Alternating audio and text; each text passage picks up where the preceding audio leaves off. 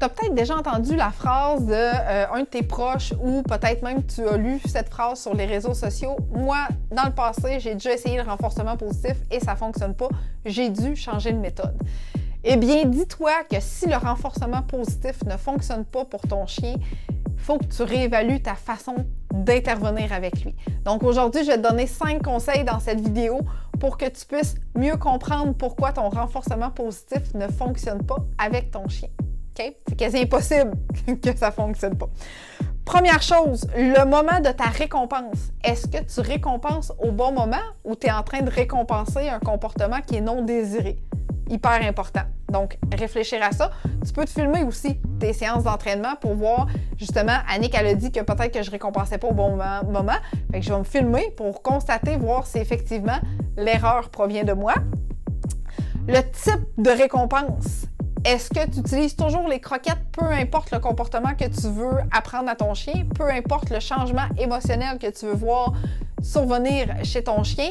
Eh bien, si c'est le cas, dis-toi que tu te dois de trouver 3 sortes de récompenses. Une pour tes entraînements quotidiens, relativement très faciles dans un environnement bien connu.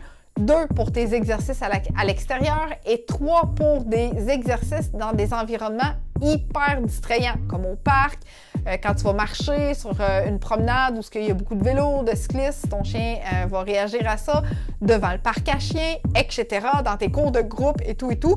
Donc, 3 sortes de récompenses différentes au quotidien. Parce que si tu t'entraînes toujours avec ces croquettes, ça se peut que tu vives des échecs à un certain moment donné dans ton processus d'entraînement. Okay? Ton environnement. Est-ce que tu as commencé tes exercices par étapes ou tu es allé directement travailler à la source du problème? Ça, là, c'est un peu comme si tu as peur des araignées puis que je t'enferme dans une pièce, barre la porte, j'étais avec toi quand même, là, mais je barre la porte en arrière de toi, pas possibilité de fuir, puis je vais te donner du chocolat pendant que l'araignée s'en vient de voir. Je vais juste te donner du chocolat, puis on va voir si tu vas finalement, éventuellement, être désensibilisé.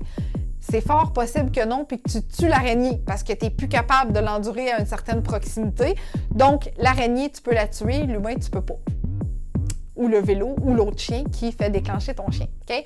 Donc, c'est hyper important d'aller étape par étape et très graduellement avec ton chien pour t'assurer d'obtenir des réussites. Si tu travailles au parc, puis pendant une semaine de temps, tu travailles au parc, puis tu n'y arrives pas, ça veut dire que ça ne marche pas. Il faut que tu changes ton environnement pour réussir.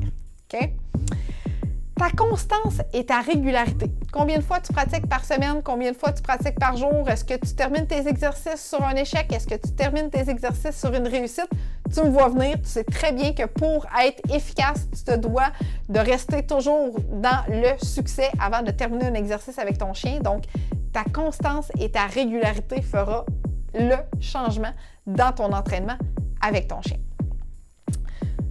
T'es pris au piège, tu ne sais plus comment te débarrasser de cette récompense-là, tu es allé vers l'optique des méthodes un petit peu plus punitives, tu te sens pas bien là-dedans, tu n'es pas confortable, mais en même temps, tu ne sais pas comment revenir à l'étape d'utiliser la nourriture comme récompense pour avoir un chien qui va être à ton écoute pour changer ses états émotionnels.